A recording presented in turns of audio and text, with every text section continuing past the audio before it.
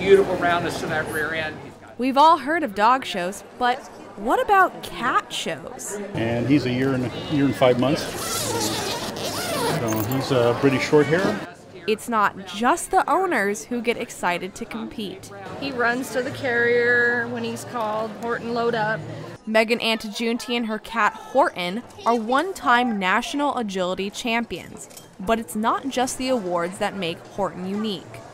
Horton is a long-haired Japanese bobtail, and because the long hairs are so rare, it's just a blessing to be able to have a cat that so exemplifies the breed and the breed standard and show it to the public.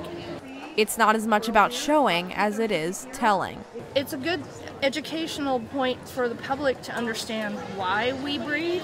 I want to be able to educate people about the fact that his tail wasn't cut at birth, and he really does enjoy this, obviously. And the more I looked around, the more I realized that cat shows are a serious business. I mean, check out some of these cat carriers. They're better than my apartment. It just goes to show how much these people really do love their cats. It's important that we keep the breeds to the standard. We have a lot of mixed breeds out there, but it's nice to see what a real Maine Coon is supposed to look like.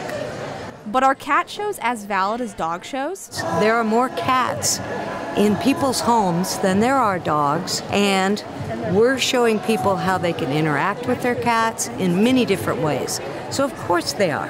Despite all the grooming, pampering, and training, at the end of the day, it all boils down to one thing. They're just cuddly. And as any cat owner knows, a good cuddle session is worth more than any prize.